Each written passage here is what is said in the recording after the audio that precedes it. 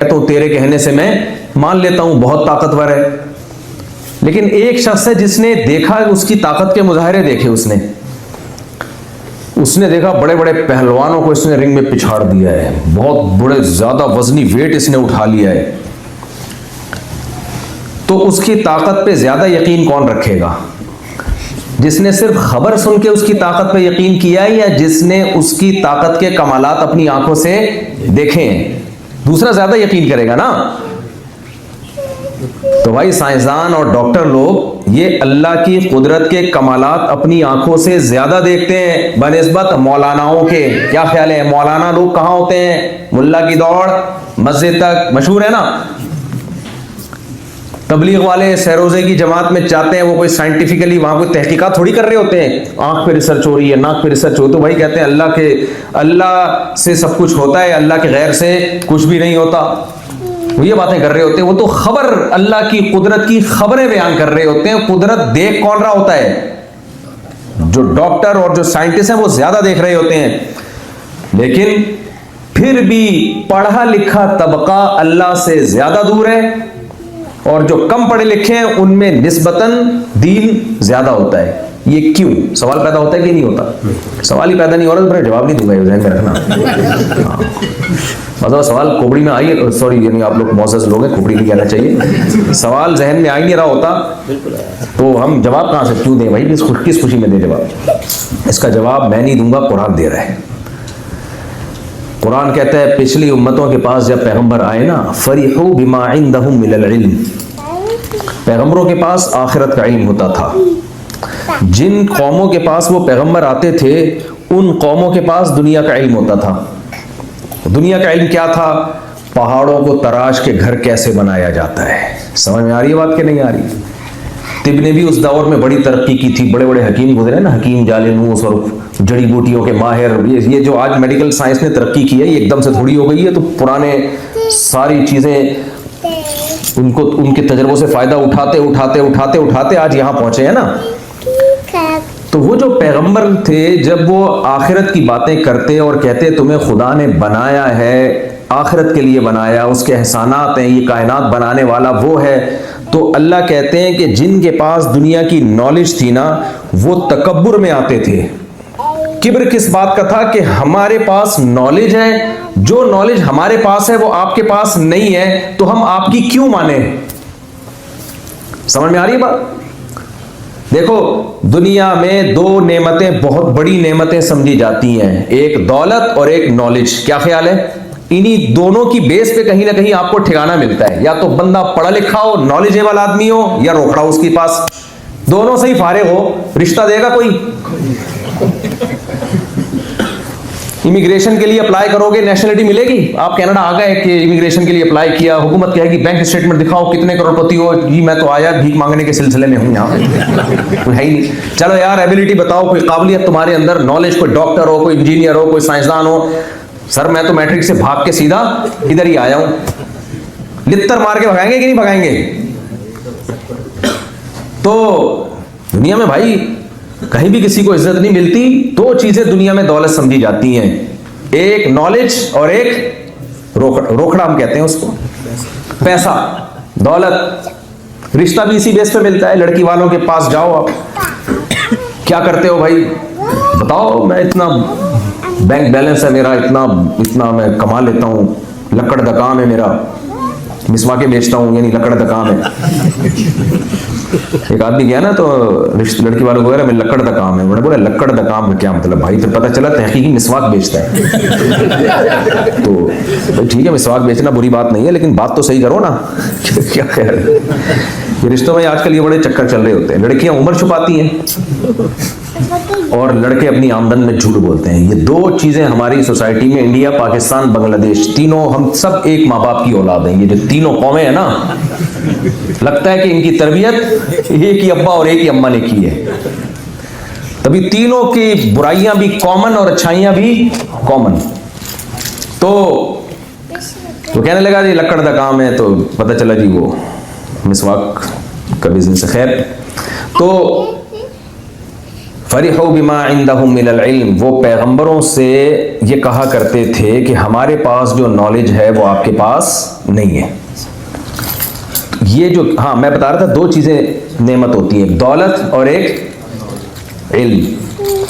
आपको पता है तकब्बुर हमेशा उसी में होता है जिसके पास कुछ हो, कुछ है ही नहीं तो वो किब्र करेगा। उसमें तकब्बुर किसे कहते हैं? बतरुल हक, हदीस में आता है हक का इनकार कर देना अपने आप को बड़ा समझ के, कि मुझे ये छोटा मुझे क्यों समझा रहा है। ये नहीं देखता मुतकब्बिर आदमी कि ये बात गलत कर रहा है या सही कर रहा है। मुतकब्बिर ये देखता है कि ये क्यों मुझे समझा रहा है, मैं इसकी क्यों मानूं। ये तकब्बुर है ना। तो दौलत और इल्म ये अल्लाह की बहुत बड़ी नेमत है, बशर्ते के इसके साथ तकब्बुर ना हो। दौलत के साथ तवाज़ो हो, सुभान अल्लाह। दौलत के इल्म के साथ तवाज़ो हो, सुभान अल्लाह। अगर इल्म और तकब्बुर आ गया तो बेड़ा गर्क उस इल्म का। दौलत के साथ तकब्बुर आ गया, बेड़ा गर्क, किसी काम का नहीं आदमी वो।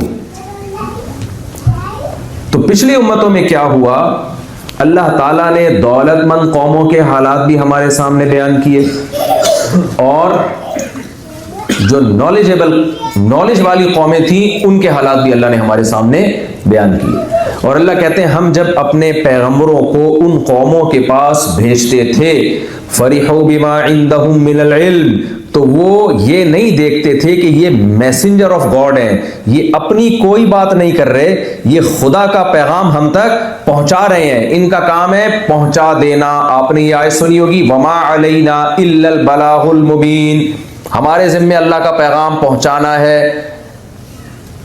तो वो कौम क्या करती थी, वो कहते, उनके दिल में किब्र पैदा होता कि इनके पास तो वो नॉलेज ही नहीं है जो हमारे पास है। अरे भाई, तुम्हारे पास जो नॉलेज है अगर वो इनके पास नहीं है तो इससे क्या लेना देना। खुदा का पैगाम तो पैगाम है ना। देखो, जो जुर्म उन कौमों में था वही जुर्म आज टोरंटो वालों में भी हो सकता है, वही जुर्म आज पढ़े लिखे लोगों में भी हो सकता है। हमने पाकिस्तान में लिबरल सेकुलर लोगों को देखा है, अबे ये मौलवी हमें बताएंगे क्या सही है क्या गलत है, अबे ये तबलीग वाले हमें बताएंगे, हाजी अब्दुल वहाब साहब हमें बताएंगे। हम पूछेंगे पढ़ी लिखी कौमों से, वो हमें बताएंगे सही क्या है और गलत क्या है। ओ भाई, ये मत देखो कि तुम्हें बताने वाला कौन है, ये देखो कि बता किसका पैगाम रहा है। अगर कोई मौलाना, कोई आलिम अपना पैकेज कोई आपके पास लेकर आया है, अपना पैगाम लेकर आया है, मैं डॉक्टर साहब को समझाना शुरू कर दूं अपना पैगाम, डॉक्टर साहब मेरी सजेशन ये है कि आप एक ऐसा हॉस्पिटल बनाएं और उसमें अलग टाइप के टीके लगाएं आप लोगों को। तो आप बोलेंगे भाई तू मुझे क्यों समझा रहा है भाई, एमबीबीएस मैंने किया, मेडिकल साइंस मैंने पढ़ी, लोगों पे तजर्बे अस्तगफिरुल्लाह मैंने किए, ये मुझे ये कहेंगे ना, बिल्कुल माकूल बात है। लेकिन मैं अगर डॉक्टर साहब को कह रहा हूं, डॉक्टर साहब अगर आप फजर की नमाज नहीं पढ़ोगे खुदा नाराज हो जाएगा। खुदा क्या हो जाएगा? देखो, एक बात से बात निकलती है। हमारे यहाँ डॉक्टरों ने एक मसला उठाया है, तो देसी लिबरल होना बड़ा खतरनाक है, खुदा की कसम। ये तो देसी लिबरल का मतलब होता है पैदा वो देसी खानदान में हुआ, बनने की कोशिश कर रहा है लिबरल। समझ में आ रही है बात? पैदा वो ब्राउन हुआ, बन रहा है वाइट। ये ना इधर का रहता है ना उधर का रहता है, शो मारने की कोशिश करता है। ये बहुत खतरनाक होता है। जैसे कहते हैं ना, नया नया पैसा किसी के पास आ जाए तो उसकी टून क्या हो जाती है, चेंज। वो बड़ा जबरदस्त शेर है, इंडिया के कोई शायर हैं कि बड़ा जबरदस्त शेर है, अल्लाह करे वो आ जाए, वो है सुनाने का शेर, कि जो खानदानी रईस हैं वो मिजाज रखते हैं नर्म अपना। जो खानदानी दौलतमंद होते हैं ना वो नर्म मिजाज के, उन्हें तकब्बुर नहीं होता। जो खानदानी रईस हैं वो मिजाज रखते हैं नर्म अपना, तुम्हारा लहजा बता रहा है तुम्हारी दौलत नई नहीं है। बाद में लहजा चेंज हो जाता है, नया नया पैसा आया है। तो खैर, तो मैं मिसाल दे रहा था कि मैं डॉक्टर साहब को मशवरा दूं कि आप हॉस्पिटल बना लें, ये कर लें वो कर लें। डॉक्टर साहब नहीं, भाई मुफ्ती साहब आपका क्या हो गया, खैरियत तो है, आप मुझे क्यों मशवरे दे रहे हैं। इनका गुस्सा बनता है। लेकिन मैं अगर डॉक्टर साहब को कह रहा हूं, हाँ मैं मिसाल दे रहा था, हमारे यहाँ क्या होता है, जो देसी किस्म के लिबरल होते हैं ना, जो नए नए डॉक्टर बनते हैं और थोड़ा सा साइंस पढ़ लेते हैं, वो ठिश फिश सीख लेते हैं, फिर वो कहते हैं इन मौलानाओं को तो साइंस का कुछ पता ही नहीं है, और इनको क्या पता, फिर वो लोगों को गलत गलत गाइड करना शुरू कर देते हैं मजहब के बारे में। हमारे यहाँ साइकेट्रिस्ट में ये मसला बहुत ज्यादा आ गया है। साइकेट्रिस्ट, यहाँ के साइकेट्रिस्ट, मुझे एक दो से मैं मिला हूं, मुझे ज्यादा तमीज के लगे हैं वो मुझे ज्यादा तमीज के लगे। उन्होंने तो एक मजहबी बंदा साथ में रखा हुआ होता है, एक दो डॉक्टरों का मैंने देखा, वो कहते हैं हम तो उसको, जो कोई मौलाना साहब को भी बिठाया हुआ होता है हमने। मैंने कहा यार तुम मजहब को इतना प्रोटोकॉल दे रहे हो, हमारे यहाँ कोई साइकेट्रिस्ट तो, जनरली सबकी बात नहीं कर रहा, जो मेरा बयान सुन रहे हैं उनके अलावा की बात कर रहा हूं, तो हमारे यहाँ तो लिफ्ट ही नहीं कराते। कहते हैं हम ये मौलवी कैसे गाइड करेंगे हमें। हालांकि मैंने खुदा की कसम सबसे ज्यादा खुश तबका मौलवियों का देखा है, कभी किसी मौलवी को साइकेट्रिस्ट के पास जाता हुआ नहीं देखा मैंने। अब इसकी वजह पता नहीं क्या हो, वल्लाह आलम, लेकिन मैंने नहीं देखा। वो टेंशन देना जानता है, टेंशन लेना। मिंबर में बैठेगा, फुल टेंशन देना शुरू करेगा, देता रहेगा। ये भी जहन्नम में जाएगा, वो भी जहन्नम में जाएगा, वो दायरे इस्लाम से खारिज, उसके पीछे नमाज नहीं होती, वो वाजिबुल कत्ल, उसकी गर्दन उड़ा दो, जो नहीं उड़ाएगा उसकी उड़ा दो। यानी वो गर्दनें ऐसे उड़ाने के फतवे, वो टेंशन क्या करेगा, वो बड़े आराम से घर चला जाएगा। उसको टेंशन ही नहीं होती। खैर ये तो एक मिजाह की बात थी, लेकिन पता है क्यों टेंशन कम होती है? मैं नहीं कह रहा किसी को टेंशन नहीं होती, परेशानियां तो हर एक के साथ लगी हुई हैं। वो भाई, वो उसके पास एक टेंशन का इतना बेहतरीन अल्लाह ने टैबलेट उसको दी हुई है, जिसपे वो यकीन करके बैठा हुआ है। वो कहता है अल्लज़ीना इज़ा असाबतहुम मुसीबा क़ालू इन्ना लिल्लाहि व इन्ना इलैहि राजिऊन। जब कोई मुसीबत पहुंचती है तो ईमान वाले कहते हैं हम अल्लाह के गुलाम हैं और हमने उसी की तरफ लौट कर जाना है। गुलाम पर खुदा की मर्जी चलेगी, गुलाम की अपनी नहीं होती। तो हर शख्स चाहता है मैं खुशियां ही खुशियां लेता रहूं। अल्लाह कहते हैं चाहत सबकी यही होगी, लेकिन जिसको मैं चाहूंगा खुशी मिलेगी, जिसको मैं चाहूंगा टेंशन मिलेगी। तो जब एक चीज मेरे इख्तियार में ही नहीं है तो मैं टेंशन किस बात की लूं भाई? मेरे इख्तियार में है ही नहीं। अल्लाह मियां ने बता दिया पैसे की मेहनत तुम कर सकते हो, लेकिन मिलेगा उतना जितना मैं चाहूंगा और जिसको मैं चाहूंगा। तो टेंशन लेने का रहा है भाई? आप खामों में टेंशन में जा रहे हो, यार मैं उधर मेरा दोस्त है कुछ भी नहीं कर रहा, नोट छापने की मशीन बना हुआ है, और मैं इतनी मेहनत करता चला जा रहा हूं फिर भी कुछ हाथ में नहीं आ रहा। होगी कि नहीं टेंशन? यार मैं रिश्ते तलाश कर कर के थक गया, एक भी नहीं मिल रही, और लोग चार चार लेके, ये भी एक टेंशन अब बन पड़ी है लोगों के लिए। ये भी एक फुल टेंशन है। और जो चार वाले हैं आपका क्या ख्याल है, वो कोई खुशियों में है? उनकी हालत ये होती है कि एक आदमी नजूमी के पास गया, यार मेरा हाथ देख के बता। उसने कहा हाथ देख के तू 8-10 साल तक टेंशन में रहेगा। वो खुश हो गया कि शायद उसके बाद टेंशन खत्म हो जाएगी। उसके बाद क्या होगा? उसने कहा तुझे टेंशनों की आदत पड़ जाएगी। तू गरीब रहेगा, तुझे गुर्बत की आदत पड़ जाएगी। तो आप जो है,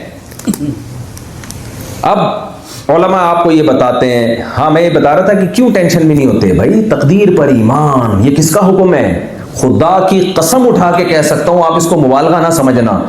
जो खुदा पर, खुदा की बातों पे ईमान नहीं लाता ना, उसके लिए टेंशन से बचना मुमकिन है ही नहीं। वो झूठी मुस्कुराहटें तो बखेर सकता है, ऊपर ऊपर से कह सकता है नाइस टू मीट यू और आई एम वेरी हैप्पी, ऊपर ऊपर, दिल में नहीं, नामुमकिन। दिल में खुशी आ ही नहीं सकती उसके। भाई कैसे खुशी आएगी यार? तुमने सारे परेशानियों के असबाब इकट्ठे कर लिए। कोई दुनिया में कोई एक फर्द आपने ऐसा देखा जिसकी सारी चाहतें पूरी होती हों? कोई एक फर्द देखा आपने? नामुमकिन है। और अगर पूरी हो भी गई तो उन चाहतों के छिन जाने का खौफ। तो कैसे खुश रह सकता है इंसान? एक ही हल है, हम भाई अल्लाह के गुलाम हैं और हमने उसी की तरफ लौट कर जाना है, बस खत्म। जाना है तो वो हमें अगर कोई परेशानी में डालेगा, हमने सब्र किया तो इसका बदला देगा हमें, और अगर हमने सब्र नहीं किया तो परेशानी भी और बदले से भी महरूम। मैंने बड़े बड़े लोग देखे हैं, बड़े बड़े गमों में आए, डिप्रेशन में नहीं गए। क्यों नहीं गए? आज देखो किसी की मौत वाक़ई हो जाती है, कैसी चीखो पुकार। हमने 50 साल जो मैंने गुजारे इसी सोसाइटी में गुजारे, मैंने ऐसी औरतें भी देखी, एक बच्चा मर गया तो वो पागल हो गई, और ऐसी औरतें भी देखी बच्चा मर गया, आंखों से आंसू आ रहे हैं, इस पे अल्लाह से कह रही हैं कि अल्लाह ये मेरे इख्तियार में नहीं है, मुझे गुनाह नहीं देना इस रोने पर, ये मेरे इख्तियार में नहीं है। अपनी आंखों से देखा है हमने ये। ऐन मुमकिन है जो पहली खातून हो वो कोई डॉक्टर हो, कोई साइंटिस्ट हो, और दूसरी बेचारी कोई जाहिल हो, बेचारी इल्म से फारिग हो, लेकिन ये दूसरी ने पैगंबरों की तालीमात पे अमल किया तो इसकी जिंदगी कामयाब है। पहली पैगंबरों की तालीमात पे अमल नहीं कर रही, इसकी जिंदगी नाकाम। मेरे पास ऐसे साइकेट्रिस्ट आए हैं जो डिप्रेशन में गए परेशानियों की वजह से, खुद कहने लगे हम सारी जिंदगी लोगों को स्ट्रेस और डिप्रेशन से निकालते रहे, लेकिन जब अपने ऊपर हालात आए हम खुद डिप्रेशन के मरीज बन गए। मैंने कहा ये डिप्रेशन से बचाना साइकेट्रिस्ट का काम नहीं, कुछ टोटके नुस्खे बता देगा वो। ये जो की है ना डिप्रेशन से बचाने की, ये मजहब के पास है, पैगंबरों के पास है, ये डॉक्टरों के पास नहीं है। तो मैंने कहा आप क्यों इतनी टेंशन में गए हो? कहने मेरी बेगम चली गई, बच्चे रो गए, फलाना हो गया। मैंने कहा मुसाफिर खाना है तो वैसी कब्र में जाके बेगम जाती है कि नहीं जाती? अबे कब्र में दफनाने के बाद बेगम जाती है अंदर कब्र में आपके साथ, बल्कि उसी ने तो ये काम किया कि आप अस्तगफिरुल्लाह, ये नहीं, ये फिर मुझसे गलत गलत चीजें निकल जाती है। उसी की वजह से तो आप गए हो। आज एक साहब मुझे मिले, कहने लगे माशाअल्लाह मेरे वालिद साहब की उम्र 95 और मेरी वालदा की उम्र 80 साल, आज ही की बात है। मैंने कहा आपकी वालदा को सलूट। वो समझ रहे थे कि 80 साल तक उम्र निकल गई इसलिए सलूट कर रहे हैं। मैंने कहा नहीं, मैंने कहा आपके अब्बा को उन्होंने 95 तक पहुंचने दिया, इस पे आपकी वालदा को 21 तोपों की सलामी। ये क्रेडिट मैंने कहा आपके अब्बा को नहीं जाता कि उनके सेहत का बड़ा ख्याल किया होगा, एक्सरसाइज करते होंगे ना, ये क्रेडिट किसको जाता है? आपकी अम्मा को जाता है कि हस्बैंड 95 साल तक पहुंचने दे दिया उन्होंने। बड़ी बात है यार, बीवी अच्छी हो तो फिर आदमी खुश रहता है, तो 95 साल तक पहुंचेगा ना, वरना कहाँ पहुंच पाता है भाई। एक दिन क्या हुआ, एक बंदा आया मेरे पास बड़ा टेंशन में ना कि मुफ्ती साहब मेरी वालदा ने घर का माहौल खराब करके रखा हुआ है और इतनी तेज जबान है, सब बच्चे बेजार आए हुए उनसे और ये वो, मेरी अम्मा को समझाओ। मैंने उनको टाइम दे दिया, अम्मा को बुला लें। अम्मा आई उनकी, अल्लाह ताला, अब बहुत पुराना वाकया, किसी को पता नहीं चलेगा किसकी बात हो रही है, उनकी अम्मा को भी नहीं पता चलेगा, क्योंकि मैं वाकया जब सुनाता हूँ जब वो रिटायर हो जाता है, ताकि पता नहीं चले किसी को। तो उनकी अम्मा आई, वालदा मोहतरमा बैठी, अब बोले जा रही है, बोले जा रही है, बोले जा रही है, बच्चे को बोलने ही नहीं दे रही कुछ, बोले जा रही है मेरे बच्चे ऐसे, मेरे बच्चे वैसे, मेरे बच्चे यूं, मेरे बच्चे यूं, इतना बोले जा रही है, मेरे कान में टेंशन, यानी दर्द शुरू हो गया ना कि यार चुप कब हो गई है, चुप ही नहीं हो रही। मैंने बीच में एक जुमला बोल लिया कि आपके हस्बैंड जिंदा है? उन्होंने कहा नहीं, वो तो 20 साल पहले मर गए थे। मेरे मुंह से बस निकलता निकलता रह गया कि फिर भी बड़ा सरवाइव किया उन्होंने। फिर भी क्या हिम्मत है यार, 10 साल आपके साथ उन्होंने गुजार ली। ये खवातीन अगर बयान सुन रही है तो ये सिर्फ मिजाह है। बहुत से मर्द भी टेंशन देते हैं, औरतों को पागल कर देते हैं, डिप्रेशन के मरीज बना देते हैं। तो मेरी आदत होती है थोड़ा सा मैं बीच में चुटकुले भी लेकर आऊं, कुछ मिजाह भी है, कुछ हकीकत भी है, लेकिन ये दोनों तरफ से होता है, ये दोनों तरफ से होता है। ऐसे भी हमारे पास केसेस आए हैं कि बीवी को पागल कर दिया बंदों ने। तो ये दोनों गेम चल रहे होते हैं हमारी सोसाइटी में। मैं ये अर्ज कर रहा था कि कहाँ से कहाँ बात चली गई, क़याम ताम बीच में बहुत ज़्यादा आता है ना हमारे। तो मैं क्या चल रहा था बयान, ज़हन से निकल गया यार जो टॉपिक, दौलत और इल्म। हाँ, मैं ये अर्ज कर रहा था कि इल्म और दौलत ये दोनों चीज़ें अल्लाह की नेमतों में सबसे बड़ी नेमतें हैं, बशर्ते के तकब्बुर पैदा न करें। अब तकब्बुर क्या है? देखो पैगंबरों की जो हैसियत है ना, इन कुल्लुन इल्ला कज़्ज़ब रुसूला फहक्का इक़ाब। अल्लाह कहते हैं कि जितनी उम्मतों को हमने तबाह बर्बाद किया है उनमें एक कॉमन चीज़ थी, उन्होंने हमारे पैगंबरों की तालीमात को झुठलाया। वो पैगंबरों की ज़ाती हैसियत को देखते रहे। वो क्या देखते रहे? पैगंबरों की ज़ाती हैसियत। मुशरिकीन मक्का सैयदुल अंबिया को किस हैसियत से देखते थे कि आप मोहम्मद इब्ने अब्दुल्ला हैं, आप कुरैशी हैं, आप हाशमी हैं, आप हमारी कौम में पैदा हुए। ना ना ना ना ना, अल्लाह ने कहा ये मैसेंजर ऑफ गॉड है मोहम्मद इब्न अब्दुल्ला, आप अरबी हैं सल्लल्लाहु अलैहि वसल्लम, लेकिन जब आपको ये दावत दे रहे हैं कि ये सही है ये गलत है, अल्लाह इन कामों से खुश होता है, अल्लाह इन कामों से नाराज होता है, तो उस वक्त आप मोहम्मद इब्न अब्दुल्ला नहीं है बल्कि मुहम्मदुर रसूलुल्लाह हैं। तो उस वक्त इनकी बात का इनकार ये खुदा के गजब और कहर को दावत देने वाली बात है, क्योंकि जब कोई शख्स किसी मुल्क का सफीर बन के आता है तो उसको प्रोटोकॉल देना और उसकी बात को मानना ये उस मुल्क की इज्जत होती है, और उसकी बेइज्जती करना, उसकी बात को ठुकराना वो उस मुल्क की बेइज्जती समझी जाती है, उस पे आप उस मुल्क से ताल्लुकात आपके खराब हो जाते हैं। आप क्या कर रहे हो, मुशरिकीन मक्का क्या कर रहे थे, पिछली उम्मतें क्या कर रही थी, फिरौन ने क्या किया मूसा अलैहिस्सलाम के साथ। मूसा अलैहिस्सलाम अल्लाह का पैगाम लेकर गए फिरौन के पास। फिरौन क्या कह रहा है, अलम नुरब्बिका फीना वलीदन, ए मूसा क्या हमने आपको बचपन से गोद में नहीं पाला। देखो मूसा अलैहिस्सलाम कह रहे हैं कि जिस खुदा ने तुझे पैदा किया उस पर क्यों ईमान नहीं लेकर आता। डिबेट हो रही है फिरौन के साथ, बहस हो रही है फिरौन के साथ। क़ाल फमन रब्बुकुमा या मूसा, ए मूसा कौन है रब।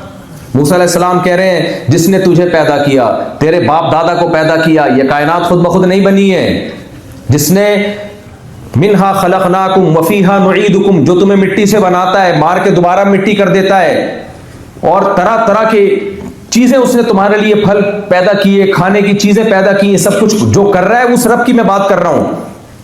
फिरौन ऐसे घुन्ना बन गया जैसे समझ में ही नहीं आ रहा ना।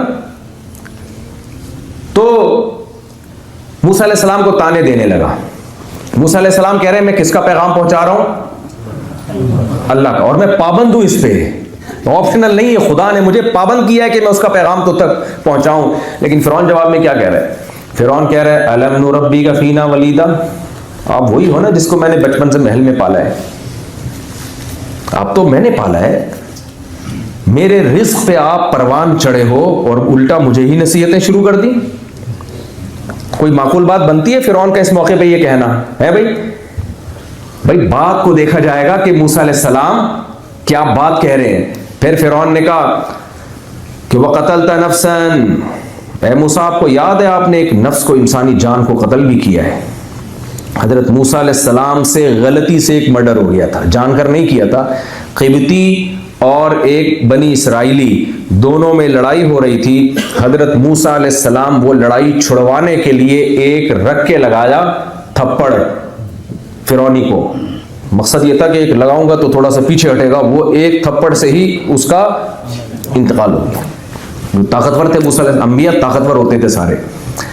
आज हम दीनदार जितने भी लोग हैं वो सारे मेरे मुझ समेत आड़े तिरछे ही होते हैं, क्योंकि हमारे यहाँ दीन का तस्वुर लड्डू मिठाई रसगुल्ले है। दीन का जो तस्वुर है ना, मुहर्रम के हलीम, जितने मजहबी लोग हैं मुहर्रम के हलीम खाते हैं, रबीउल अव्वल के हलवे और मांडे और जर्दे और बिरयानियां और पता नहीं क्या क्या चलेगा, सारी वो चीजें जो आपको गोल करती हैं। समझ में आ रही है बात। तीसरी चीज, ये मैं लाजमी बयान करता हूं हर जगह, तीसरी चीज, फिर उसके बाद आएगा कुंडे, वो खाएंगे। चौथे नंबर पे शबे बारात के हलवे, अभी शबे बारात गुजरी है ना, उसमें खूब हलवे मांडे फोड़े होंगे। भाई मजहब में फाके हैं, रोजे हैं, खाना हमारे मजहब में इबादत। बोलो, ये मैं बहुत अच्छी तरह सबक पढ़ा रहा हूं आजकल हर बयान में। खूब अच्छी तरह खोपड़ी शरीफ में बिठा ले, खोपड़ी की चाल जब शरीफ लगा दिया जाए तो जो इंसल्ट हुई है वो उसकी कमी तलाफी हो जाती है। इस्लाम में फाके रख करना, रोजे रखना इबादत है, खाना पीना इबादत नहीं है। मैं आपको खाने से मना नहीं कर रहा। कल मैंने भी एक गुलाब जामुन, एक बकलावा,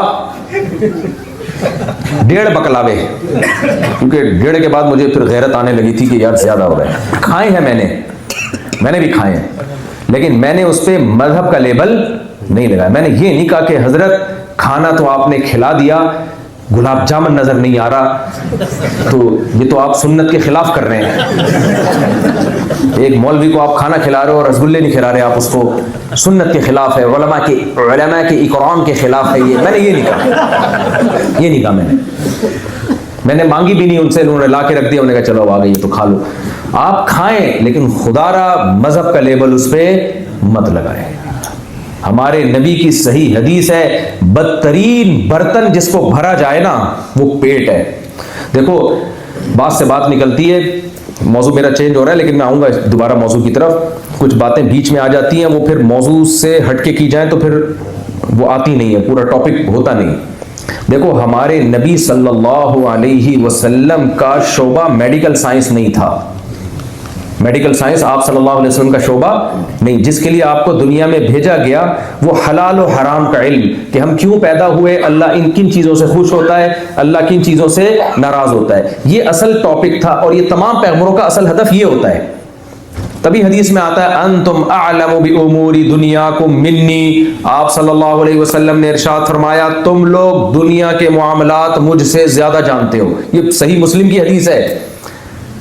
नबी सल्लल्लाहु अलैहि वसल्लम ने एक मर्तबा सहाबे किराम को हुक्म दिया कि तुम जो खजूरों में ताबीर करते हो, नर मादा खजूरों के फूलों को मिलाते हो, तो ये मत मिलाया करो। सहाबी ने नहीं मिलाया और खजूर की पैदावार में कमी हो गई। उन साहबी ने अर्ज किया कि या रसूलल्लाह, मैंने तो आपके मशवरे पर अमल किया, नर मादा खजूरों के होता है, ये जो किसान है ये मिलाते हैं, ये तो खजूरों में कमी हो गई है। तो आपने फरमाया इन्नमा अना बशरुम मिस्लुकुम, भाई मैं तुम्हारी तरह का इंसान हूं। ये सही मुस्लिम की हदीस है। ये तो शुक्र है मैं रेफरेंस दे रहा हूं, वरना सर तन से कलम से जुदा हो चुका होता मेरा अब तक। कि नबी के बारे में ऐसी बातें कर रहा है, नबी के बारे में कह रहा है कि नबी दुनिया लोगों से कह रहे हैं कि दुनिया का इल्म। मैंने एक दफा एक हदीस सुनाई, मेरे लिए इतना बड़ा मसला बन गया, फिर मैंने रेफरेंस दिया, मैंने कहा भाई जो कहना है इमाम बुखारी को बोलो जाके। जब आदमी सही खोपड़ी से सोचता है ना, तो जिन बातों को आप नबी की तौहीन समझ रहे हो, जिन हदीसों को, वो असल में नबी की नबूवत की दलील है।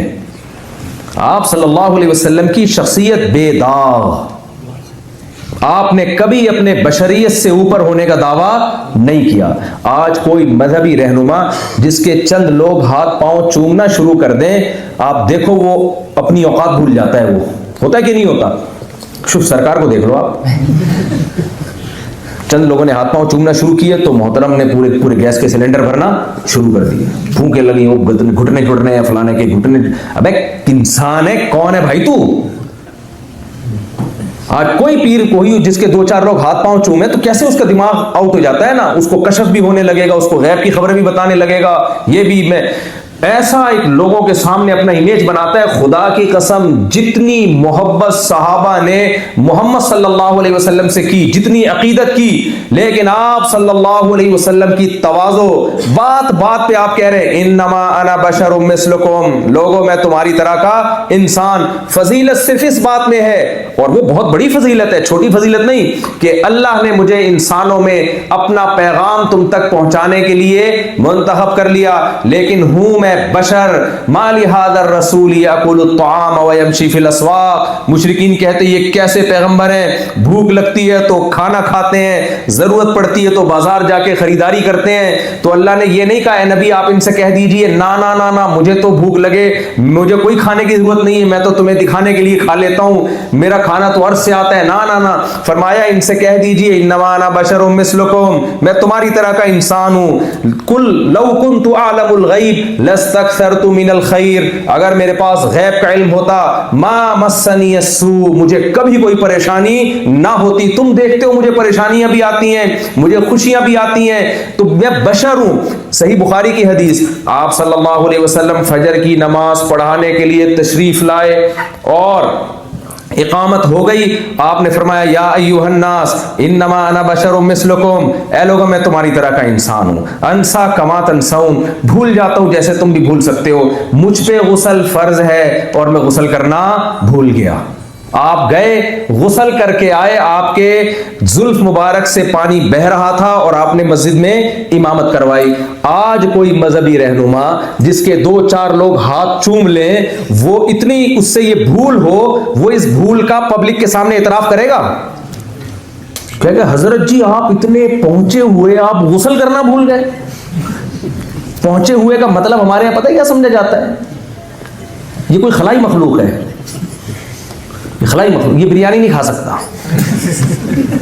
मैं जब भी कहीं जाता था ना, लोग मेरे लिए सादा सी बिरयानी, बिल्कुल सफेद सफेद चावल, मैंने कहा क्या ला रहे हो यार, वो कहते हैं आप तो हजरत जी हैं, आप आलिम हैं, आप मसाले और चटनियाँ और हरी मिर्चियाँ और कबाब। मैंने कहा फिर बिरयानी क्यों, फिर खिचड़ी खिलाओ ना। बिरयानी तो मतलब ही बिरयानी है भाई उसका। तो अब शुक्र है जब से ये, अच्छा जो मैंने खाना होता है ना बयान में, मैं उसकी मिसालें देता हूँ।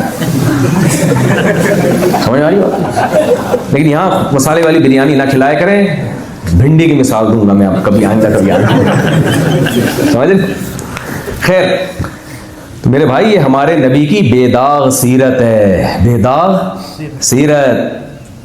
बार बार अपनी हैसियत, दुनिया में जितने ये 2 नंबर किस्म के पीर होते हैं, इनके मरने के बाद इन कमबख्तों के मज़ारों का हाल तो देखो जाके आप। अभी तो शुभ सरकार जिंदा है, दुनिया से जाने के बाद देखना कब्र से फूंके निकल रही होंगी बाकायदा।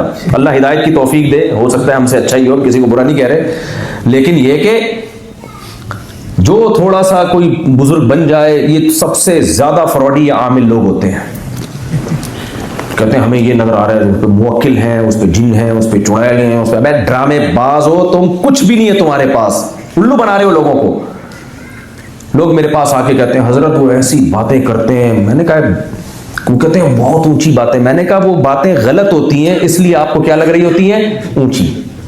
मेरे भाई हमेशा ना देखो, मजहब का तसव्वुर तो ठीक करो, चलने की तौफीक तो बाद में मिलेगी ना उस पे। बुजुर्ग की ये डेफिनेशन नहीं है कि वो गैब की खबरें बताता हो, वो कोई अलग सी मखलूक हो, वो उबले हुए चावल खाता हो, उसे बोटियां तलाश करने में। वो एक मौलवी साहब गए, पीर साहब गए किसी मुरीद के घर में, तो मुरीद ने कहा ये तो कद्दू शरीफ खाएंगे, जाहिर है हजरत जी हैं पहुंचे हुए, क्या मुर्गे क्या, अल्लाह वाले लोग तो उबली हुई चीजें खाते हैं।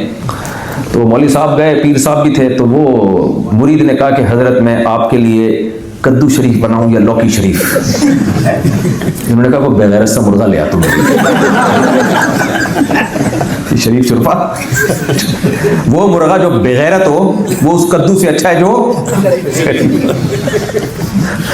तो हमारे नबी सल्लल्लाहु अलैहि वसल्लम ने जो इस्लाम का तसव्वुर पेश किया है, जो इस्लाम का, वो भाई वो नेचुरल है, फितरत है। नेचर का दूसरा नाम क्या है, इस्लाम। फितरत अल्लाहिल्लती फतरन्नास अलैहा, कुरान कहता है ये वो नेचर है जिस पे मैंने लोगों को पैदा किया। अब बताओ, नेचर का इल्म डॉक्टरों के पास ज्यादा होता है कि नहीं होता? भाई डॉक्टर कहते हैं ना, तभी तो डॉक्टर बता रहे होते हैं कि दौड़ो भागो, कितनी साइंस तरक्की कर ले, आप बैठे बैठे नहीं जिंदा रह सकते, आपको चलना पड़ेगा। तो वो फिर दलील देते हैं कि इंसान की फितरत में क्या है, चलना, दौड़ना, वजन उठाना, ये सब चीजें हैं कि नहीं है। तभी डॉक्टर कहते हैं ऑर्गेनिक चीजें खाओ, कहते हैं कि नहीं कहते? इसलिए कि उनको नेचर का पता है भाई, नेचुरल, नेचर से बगावत मत करो। क्या ख्याल है? बोलोगे तो मैं आगे चलूंगा ना मेरे भाई, थोड़ा सा बोलो हाँ ठीक, कुछ गर्दन हिलाओ। तो मैं यस कर रहा था, हमारे नबी सल्लल्लाहु अलैहि वसल्लम का टॉपिक जो मौजू है वो मेडिकल साइंस नहीं है, मेडिकल साइंस नहीं है। इंसान को कितना खाना चाहिए, कितना नहीं खाना चाहिए, ये भी हमारे नबी का टॉपिक नहीं है। ये नहीं है टॉपिक हमारे नबी सल्लल्लाहु अलैहि वसल्लम का। लेकिन इसके बावजूद हमारे नबी ने दीन से हट के अगर किसी चीज की तालीम दी है ना, तो सिर्फ और सिर्फ वो मेडिकल साइंस है। कुछ बेसिक उसूल उसमें आप सल्लल्लाहु अलैहि वसल्लम ने बयान किए। इससे पता चलता है कि हमारे नबी सल्लल्लाहु अलैहि वसल्लम इस उम्मत को सेहतमंद देखना चाहते थे, इसलिए मेडिकल साइंस की कुछ बुनियादी बातें वही के इल्म से अल्लाह ने आपको बताई और आपने इस उम्मत को बता दी। उसका ताल्लुक किससे? सेहत से। जब तक मुसलमान सेहतमंद नहीं होगा, वो एक अच्छा मुसलमान नहीं बन सकता, वो सोसाइटी पे बोझ बनेगा। तो इसलिए आप सल्लल्लाहु अलैहि वसल्लम ने कुछ चीजें ऐसी बताई, आपकी खुराक अल्लाह ने वो रखी जो आज मेडिकल साइंस ने साबित किया है कि उससे बेहतर खुराक हो नहीं सकती। सबसे पहली बात हमारे नबी ने बताया कि सबसे बदतरीन चीज जिसको इंसान भरे वो क्या है? पेट है। आप किसी शॉपर में गोश्त भर लो, वो भी एक बर्तन है जिसमें आपने गोश्त भर लिया। आप बिरयानी की प्लेट यहां तक केटू का पहाड़ बना दो उस पर पूरा, वो भी एक बर्तन है जिसको आपने भर लिया, कोई बुरी बात नहीं है। लेकिन सबसे बुरा बर्तन जिसको भरा जाए वो क्या है? पेट। और आज मजहब नाम किस चीज का है? खापड़।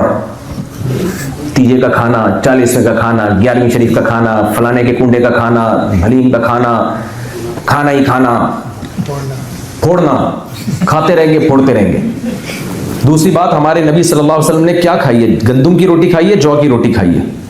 जितनी खुराकें हमारे नबी ने खाई है, खजूर के सिवा सारी लो कार्ब डाइट, सारी क्या थी? लो कार्ब, बगैर छना आटा। और हम क्या खा रहे हैं? आप कह सकते हो हम जो मर्जी खाएं, मुझसे आपको क्या तकलीफ हो रही है? मुझे तकलीफ इस बात की नहीं हो रही कि आप क्या खा रहे हैं, अपने खर्चे पे खा रहे हैं, मुझसे पैसे लेके थोड़ी खा रहे हैं। तकलीफ तो जब होती जब मेरे पैसों पे खा रहे होते, और मैं मौलवी के पैसों पे खा भी नहीं सकता। आसान बहुत मुश्किल काम भाई। हमें तकलीफ ये हो रही है कि नबी सल्लल्लाहु अलैहि वसल्लम ने इरशाद फरमाया, सही बुखारी की हदीस है, खैरुल कुरूनी करनी, सबसे बेहतर मेरा ज़माना, फिर उसके बाद वाला ज़माना, फिर उसके बाद वाला ज़माना। उसके बाद आपने फरमाया इस उम्मत में बुराइयां फैलेंगी। उन बुराइयों में 2 बुराइयों को आपने हाईलाइट किया, एक झूठ और दूसरा मोटापा। मोटापे की मैं बार बार बताऊं 2 किस्में। एक नेचुरली लोग भारी जिस्म के होते हैं, बड़े बड़े उलमा हमने देखे हैं कुछ भी नहीं खाते फिर भी भारी जिस्म के हैं, वो कुदरत की तरफ से हैं। सहाबा में भी थे, ताबीईन में भी थे, आज भी बुजुर्गों में है। एक मोटापा वो है जो फोड़ फोड़ के बनाओ। तो इसलिए भाई ये कॉन्सेप्ट आप अच्छी तरह से जहन में क्लियर कर लें कि कुदरती तौर पे अगर कोई मोटा है, भारी जिस्म का है, कोई बात नहीं, सहाबा में थे, ताबीईन में, खा खा के मोटे हुए हो तो अल्लाह के नबी ने इसको उम्मत में बहुत बड़ी बुराई करार दिया है कि उम्मत में जो 2 बुराइयां सबसे पहले आएंगी वो कौन सी आएंगी? ज्यादा खाना। हम मोटापे को नहीं, अब हम ज्यादा, क्योंकि ज्यादा खाने की वजह से मोटापा वो मुराद है, ज्यादा खाना और झूठ। आज मुसलमानों में ये है या नहीं है? इतना खा रहे हैं, इतना खा रहे हैं, इतना खा रहे हैं। खैर, तो मैं वो जल्दी से बात को समेट के खत्म करता हूं। मैं कह रहा था कि भाई 2 चीजें इंसान में किब्र पैदा करती हैं, इल्म और दौलत। पिछले पैगंबरों के साथ यही हुआ, फरीहू बिमा इंदहु मिनल इल्म। अल्लाह फरमाते हैं जब पैगंबरों ने जाके उनको दीन की दावत दी है, जिस खुदा ने तुम्हें पैदा किया, मालकुम ला तर्जून लिल्लाहि वक़ारा वक़द खलक़कुम अतवारा। नूह अलैहिस्सलाम ने अपनी कौम को समझाया उस अल्लाह की अजमत की क्यों कायल नहीं होते, उसने तुम्हें कैसे मुख्तलिफ तौर में पैदा किया है। ये मुख्तलिफ तौर को भी कुरान जिक्र करता है। देखो अल्लाह ताला ये भी कह सकते थे कि हमने तुम्हें मनी से बनाया और इंसान बना के माँ के पेट से निकाल लिया। ना ना ना, अल्लाह को पता है कि एक एक स्टेप मेरी कुदरत का एक नमूना है। अल्लाह फरमाते हैं या अय्युहन नास इन कुंतुम फी रैबिम मिनल बास, ऐ लोगों अगर तुम्हें यकीन नहीं आता मैं मुर्दों को दोबारा कैसे जिंदा करूंगा। मेडिकल साइंस नहीं मान रही है, वो कह रही है हमने पहली मर्तबा तो देख लिया, मेडिकल साइंस कह रही है इस तरह से जो है वो स्पर्म से बच्चा तैयार हो जाता है, उसकी लॉजिक तो हमारी समझ में आती है। और ये जो पैगंबर आके बताते हैं कि मरने के बाद दोबारा रिवर्स हो गए, तुम जिंदा हो गए, ये इलॉजिकल बात है। मेडिकल साइंस से इसका कोई प्रूफ अब तक नहीं है, ये नहीं हो सकता। तो अल्लाह कहते हैं अगर तुम्हें यकीन नहीं आता कि हम तुम्हें कैसे जिंदा करेंगे, फइन्ना खलकनाकुम मिन तुराब, तुम्हारी असल मिट्टी से है, सुम्मा मिन नुतफा, देखो उस मिट्टी को मैं कैसे मनी में तब्दील करता हूं। माँ बाप जो खुराक खाते हैं सारी की सारी खुराक मिट्टी से आती है, या तो वेजिटेरियन होंगे या हमारी तरह गोश्तखोर होंगे, मुसलमानों की तरह, सर मैं अकेला नहीं हूं, गोश्तखोर होंगे। तो ये गोश्त भी कहां से आता है? गाय जो घास फूस खाती है वो कहां से आती है? मिट्टी से आती है। फल कहां से आते हैं? मिट्टी से आते हैं। जमीन में ना अनार का जायका है, ना अनार का रंग है, ना अंगूर का जायका है, ना अंगूर का रंग है। एक गुठली में अल्लाह ने सॉफ्टवेयर इंस्टॉल कर दिए कि उस गुठली को जब तुम जमीन में डालोगे मिट्टी, पानी, गोबर मिलेगा उसको, और चौथी कोई चीज नहीं। ऐसे सॉफ्टवेयर इंस्टॉल है कि वो उसी मिट्टी, पानी, गोबर में अपनी खुराक को लेना शुरू करके तनावर दरख्त, और फिर उससे कैसे लहलहाती फसलें और कैसे बेहतरीन फल। उन्जुरु इला समरिही इज़ा असमर, अल्लाह कहता है सिर्फ एक अनार के फल को देखो ये कैसे फल देता है और कैसे बड़ा होता है, कितना खूबसूरत कलर उसका, कैसा बेहतरीन जायका उसका। और बन किस चीज से रहा है? गोबर, पानी और मिट्टी से।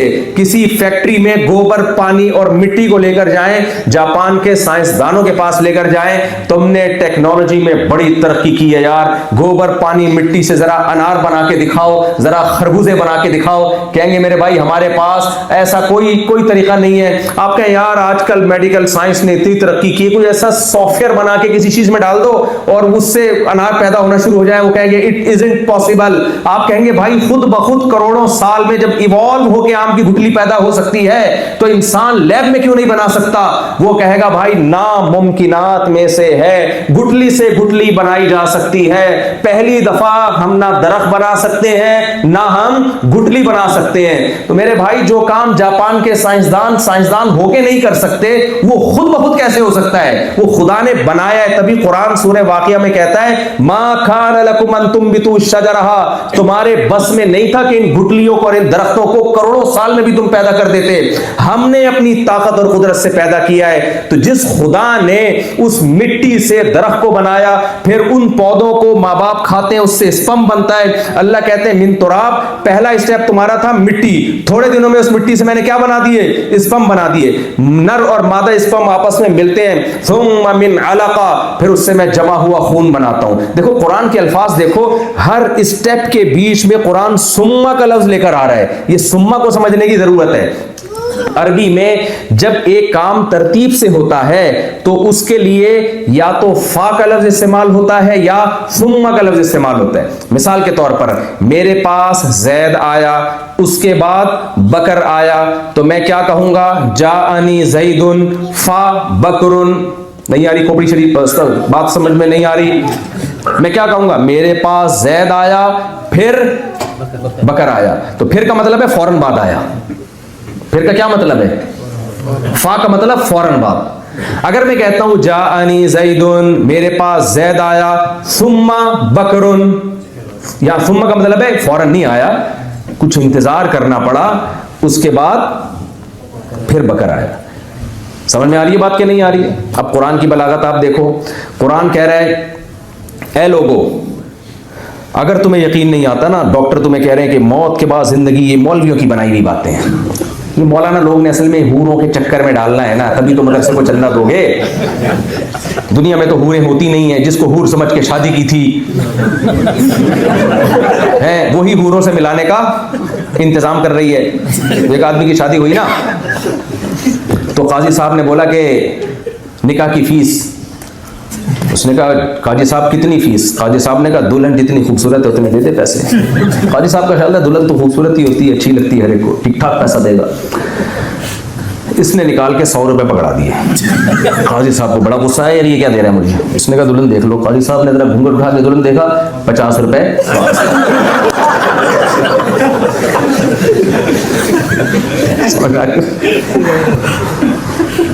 तो एक आदमी की शादी हुई ना, ब्यूटी पार्लर से आजकल ऐसी डेंटिंग पेंटिंग का काम होता है, जमशेद को दुल्हन बना के बिठा देते हैं, बाद में वो जमशेद निकलता है। इतने ज्यादा होता है ना, इसलिए मैं कहता हूं भाई औरत को भी चाहिए बंदे को पहले देख ले ओरिजिनल हुलिये में, ओरिजिनल में, और बंदे को भी चाहिए एक दफा पहले देख ले ओरिजिनल हुलिये में। ऐसे तो बहुत धोखे हो रहे हैं लोगों के साथ। तो इसी तरह किसी को धोखा हुआ, वो जब सही सच्ची मुच्ची की बेगम सामने आई तो वो कहने लगी आप मुझे बताएं मैं किस किस से पर्दा किया करूं। उसने कहा सिर्फ मुझसे कर लिया अगर किसी से करने की जरूरत। तो ये उन खवातीन की बात हो रही है जो बयान नहीं सुन रही हैं, ये ज़हन में रखना। खवातीन गुस्सा होती है हमारा मजाक, भाई आपका थोड़ी, मैं तो उस शख्स की बात कर रहा हूं जिसके साथ ऐसा हुआ है। लेकिन बहरहाल जितना भी औरतों का मजाक उड़ाओ, शादी का दिल हर आदमी का करता है। अल्लाह ने ऐसी अट्रैक्शन रखी है, इसके बगैर आदमी का गुजारा नहीं।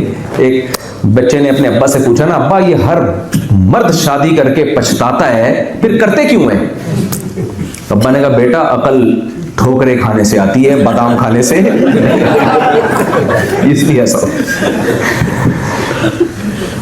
तो मैं अर्ज कर रहा था, अल्लाह ने जो स्टेप बयान किए, जो जाहिरी लुगत के लिहाज से देखा जाए तो यहां फा आना चाहिए था। यानी अल्लाह ये कहते खलक़कुम मिन तुराब, पहले तुम्हें मिट्टी से बनाया, फा नुतफा, फिर नुत्फे से बनाया, फिर उस नुत्फे को मुज़ग़ा जमे हुए खून में हमने, अलका जमे हुए खून में हमने तब्दील किया, फिर उस अलका को हमने मुज़ग़ा बनाया। तो उसूली लिहाज से, ग्रामर का जो आम कायदा है उसके लिहाज से यहाँ जितने स्टेप बयान हो रहे हैं कि पहले मिट्टी, फिर स्पर्म बना, फिर स्पर्म से खून बना, फिर उस खून से गोश्त बना, फिर उसमें हड्डियां पैदा हुई, फिर उन हड्डियों से फिर एक पूरा स्ट्रक्चर तैयार हुआ, फ़कस्सौनल इज़ाम लहमा, ये सारे काम हुए, फिर उसको दुनिया में लाया गया। उसूली तौर पर इन तमाम स्टेप के बीच में फा का लफ्ज आना चाहिए, क्योंकि ये जुड़े हुए हैं, बीच में गैप नहीं है। यानी ऐसा नहीं है मिट्टी से नुत्फा बना हो और बीच में बहुत सारा गैप आ गया हो। डॉक्टर बताएंगे नहीं तो फौरन फौरन हो रहा होता है, तो कोई गैप नहीं है बीच में, कोई और काम नहीं हो रहा। लेकिन फिर भी कुरान यहां सुम्मा का लफ्ज लेकर आ रहा है, फा का लफ्ज नहीं ला रहा। क्यों? इसको कहते हैं ताकीबे जिक्री। कुरान हर जगह स्टॉप लगा रहा है कि पहले इस प्रोसेस पे अच्छी तरह गौर कर लो, फौरन आगे मत जाओ। इसकी मिसाल ऐसे है कि वही जैद और बकर की मिसाल हम लेते हैं। आप नॉर्मली किसी को बता रहे हो कि मेरे पास जैद आया फिर बकर आया, तो आप बोलोगे जानी ज़ैदुन फ़बकरुन, फौरन बकर आ गया। बकर अगर देर से आया हो आप बताओगे जानी ज़ैदुन सुम्मा बकरुन। लेकिन जैद भी उसी वक्त आया और बकर भी उसी वक्त आया। अब आप बीच में सुम्मा का लफ्ज लेकर आ रहे हो, या तो ये सुम्मा गलत है या इस सुम्मा में कोई पैगाम छुपा हुआ है। भाई जैद के फौरन बाद बकर आया और आप कह रहे हो जानी ज़ैदुन सुम्मा बकरुन।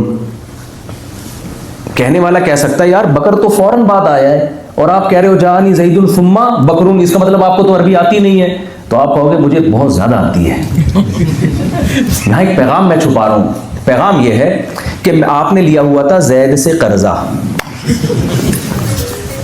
और आप बताने वाले को अपनी टेंशन बता रहे हो कि मेरे पास 1 रुपया भी नहीं था कर्जा देने के लिए और मैं भागा फिर रहा था जैद से भी और बकर से भी, छुपता फिर रहा था मैं टोरंटो आ गया इस चक्कर में।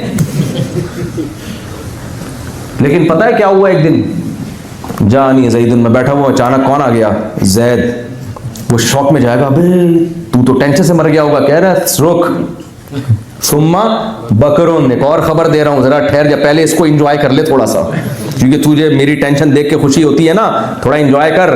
तो यहां जो आप ब्रेक लगा रहे हो ना, ये बताने के लिए कि जल्दी जल्दी दोनों को मैं बयान नहीं करूंगा, पहले जैद पे गौर कर ले और सोच ले कि मुझे कितनी टेंशन हुई होगी, फिर मैं तुझे आगे अलग से बताऊंगा। सिर्फ इतनी नहीं है, अभी रुको, कहते हैं ना रुको जरा, रुको जरा, जरा रुको। बकर भी उसी दिन उसी वक्त आया, थोड़ी देर के, यानी फौरन आया, लेकिन अलग से बता रहे हो कि बकर भी आया। तो यहां सुम्मा बलागत है, आप दोनों को एक वैल्यू दे रहे हो कि भाई जैद की टेंशन अभी खत्म नहीं हुई थी कि बकर ने भी मुझे टेंशन दी है।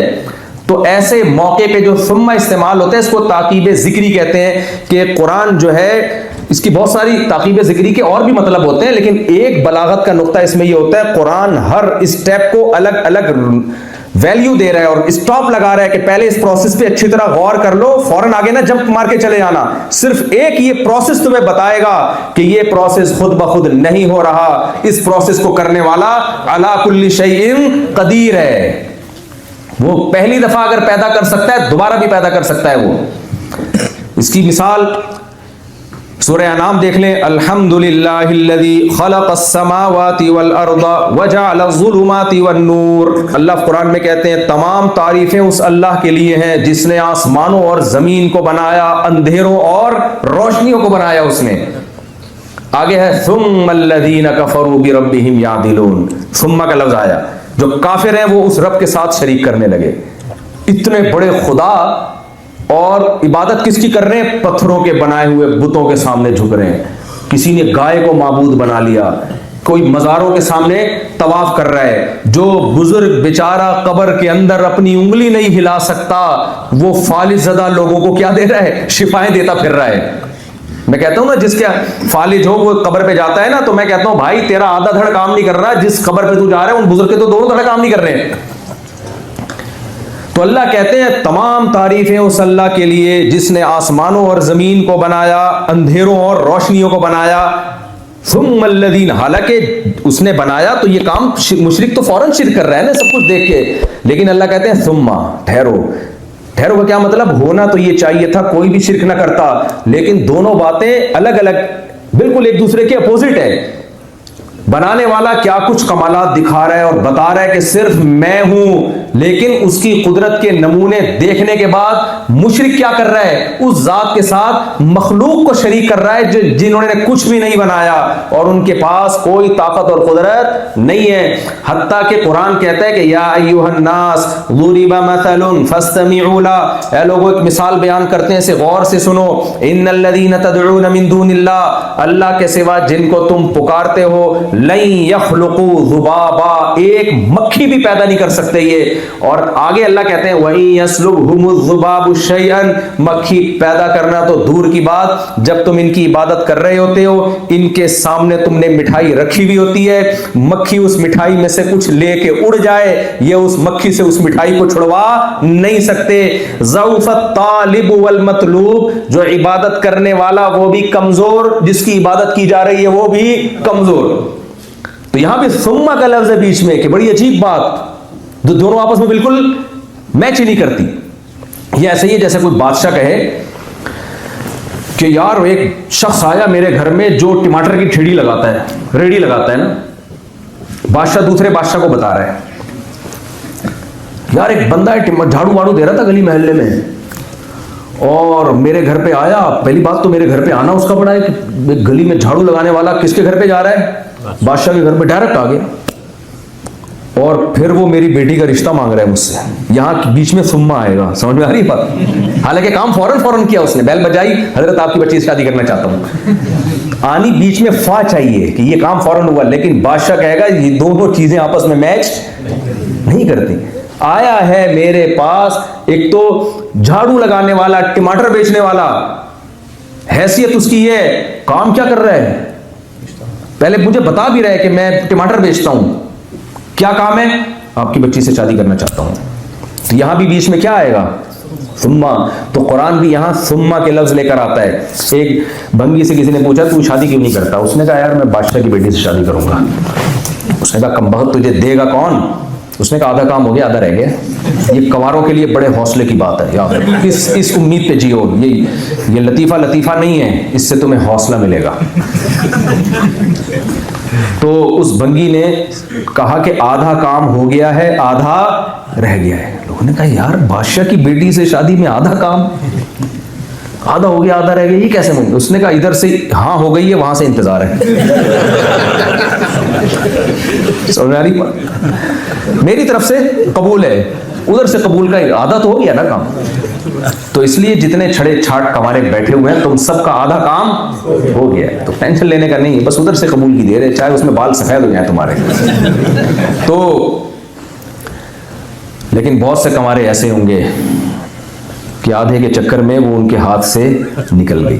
तो मैं एक शेर अक्सर सुनाता हूँ, जो सोशल मीडिया पे मेरे बयान सुनते हैं वो तो बोर होंगे इस शेर से, लेकिन नए नए लोग बैठे हुए हैं, ऐसे मौके पे उनकी कैफियत ये होती है, जब आपकी वाली कहीं और शादी कर लेना तो दिल के अरमा आंसुओं में बह गए, उनके बच्चे हमको मामू कह गए। एक गम तो ये होता है कि उसकी शादी आपसे नहीं हुई, दूसरा ये कि किसी और से हो गई।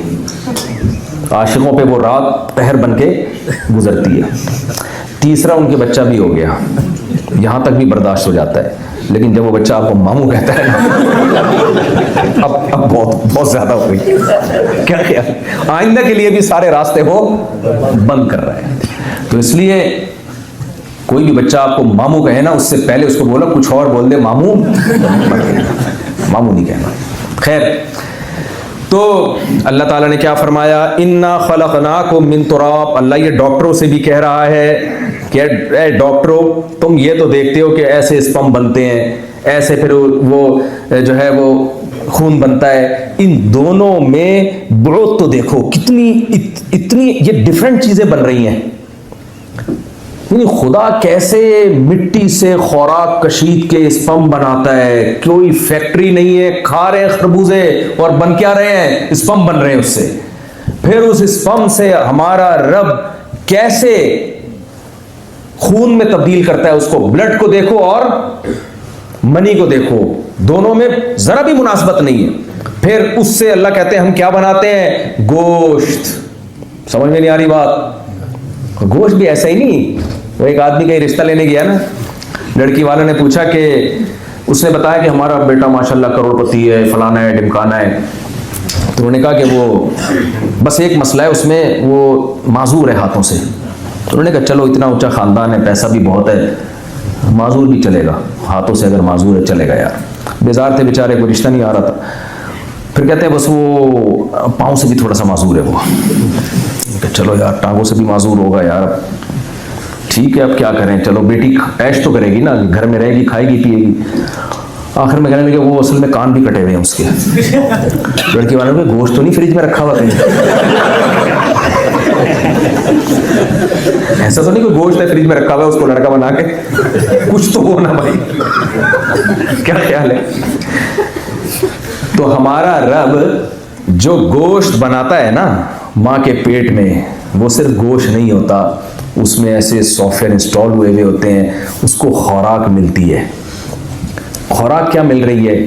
पराठा, बर्गर, दूध, अंडे, जो भी है, हर चीज से बच्चे की आंख बन रही है, नाक बन रही है, कान बन रहे हैं। कोई मजदूर नहीं है, कोई कंस्ट्रक्शन का कोई आपने ऐसा नहीं कोई सिविल इंजीनियर को आपने ठेका दिया हुआ है भाई, सब कुछ बनता चला जा रहा है, बनता चला जा रहा है। दिमाग बंद, इतनी बारीक बारीक पाइप लाइनें हमारी खोपड़ी में, इतनी बारीक लाइनें हैं, जरा सी लाइन में कहीं थोड़ी सी रुकावट आई, लकवा हो गया जी, फालिज हो गया जी।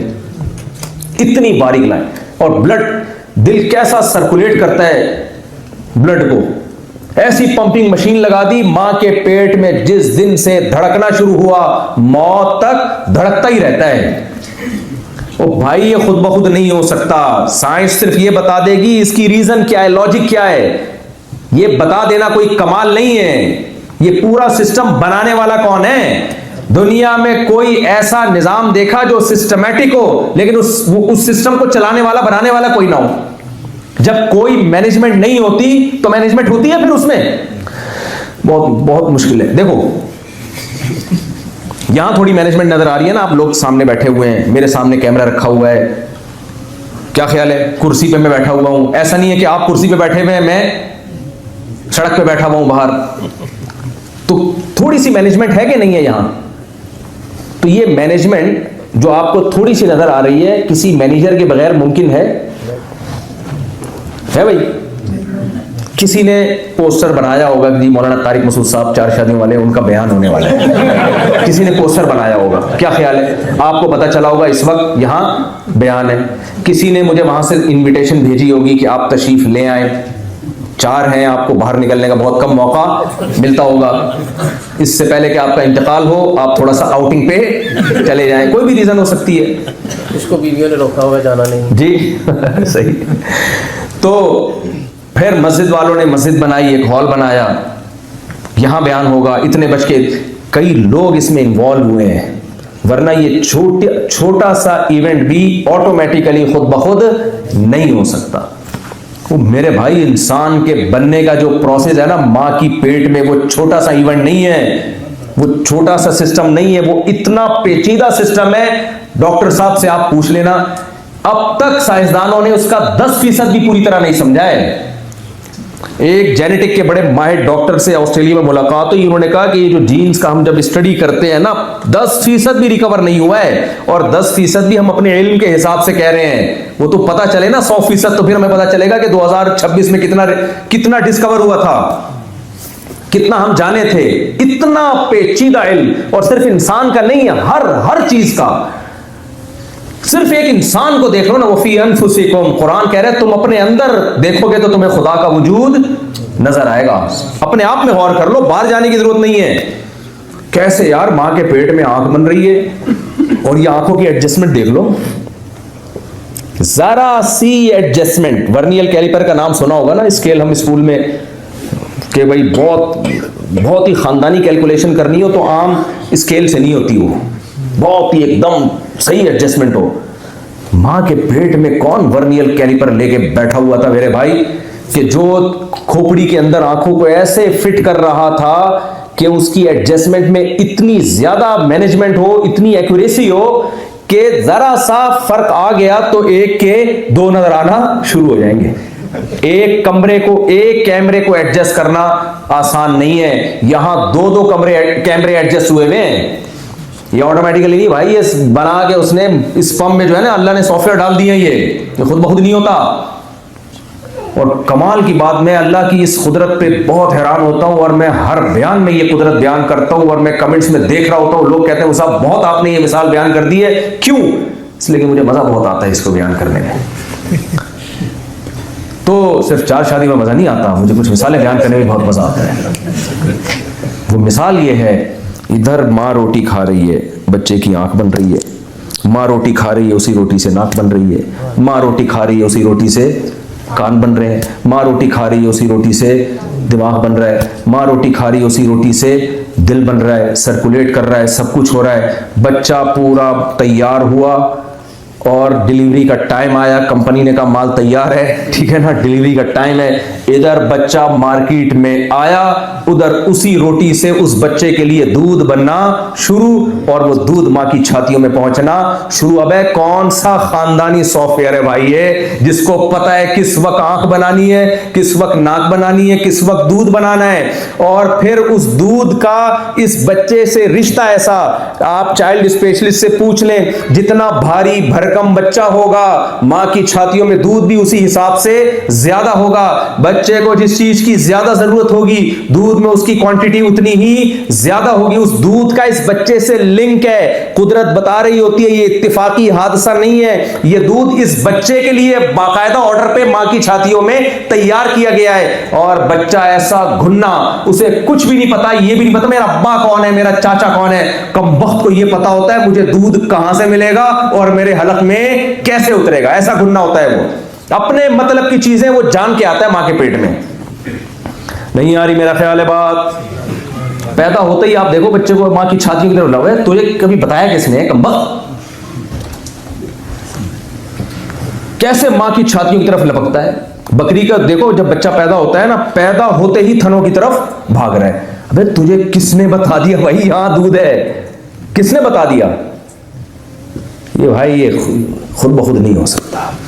तो पैगंबरों का काम मेडिकल साइंस नहीं है, पैगंबरों का काम इमारतें बनाना नहीं है, पैगंबरों का काम ये बताना है ये मादी तरक्की है, करो। अल्लाह ने तुम्हें दुनिया में भेजा है, सर्वाइव करने के लिए जरूरी है। डॉक्टर भी बनो, इंजीनियर भी बनो, साइंटिस्ट भी बनो, ये जरूरी है सर्वाइव करने के लिए। कुल मन हर्रम ज़ीनतल्लाहि अल्लती अखरज लिइबादिही, कौन है जो अल्लाह की नेमतों को तुम पे हराम कर रहा है? भाई ये नेमतें, लुत्फअंदोज हो इन नेमतों से, लेकिन नेमत देने वाले को भूलो मत। काफिर में मुस्लिम में फर्क यह है, वो नेमतों पे रिसर्च करके नेमतों से लुत्फअंदोज होता है, देने वाले को वो जरा भी वैल्यू नहीं देता। और जो मुस्लिम है वो नेमतों से लुत्फअंदोज भी होता है, नेमतों में तरक्की के नित नए तरीके भी ईजाद करता है, लेकिन नेमतें देने वाले को भूलता नहीं है। समझ में नहीं आ रही मेरा ख्याल है बात? पानी पिला और तू नहीं पिला रहा, क्यों? बाप का मर्तबा दोस्त से ज्यादा है। माँ हुक्म दे रही है पानी पिलाओ, आप नहीं पिला रहे, लोग बुरा भला कहेंगे। तो अल्लाह से ज्यादा बड़ा कोई हो सकता है? अल्लाह के जो ऑर्डर्स हैं ना, ऑर्डर्स, लोग समझते हैं कि इस्लाम के अहकामात ऐसे हैं जैसे किसी गवर्नमेंट के बनाए हुए कवानीन। ये बहुत बड़ी मिस्टेक होती है लोगों से। समझते हैं कि इस्लाम के बनाए हुए अहकामात ऐसे हैं जैसे गवर्नमेंट के लॉज। ना ना ना ना ना, ये बहुत बड़ी भूल है भाई। हुकूमती कवानीन को तोड़ने से जुर्माना लगेगा, चंद दिन की जेल हो जाएगी, चंद महीनों की जेल हो जाएगी। खुदा के कानून का मतलब क्या होता है? वो ज़ात जिसने हमें बनाया, वो ज़ात जब हम पैदा हुए तो उसने माँ की छातियों में दूध पैदा किया हमारे लिए। वो ज़ात जिसने आसमान से हमारे लिए बारिशें बरसाईं, वो ज़ात जिसने ज़मीन से तरह तरह की नबातात पैदा की, खजूर, अंगूर, गंदम, जौ, बागात पैदा किए। वो ज़ात जिसने हमारे लिए जानवर पैदा किए, जिसका गोश्त हम खाते हैं, जिसकी खालों को हम इस्तेमाल करते हैं, वो ज़ात जिसने जानवर को सूखा चारा खिला के चिकना गाढ़ा दूध निकाला।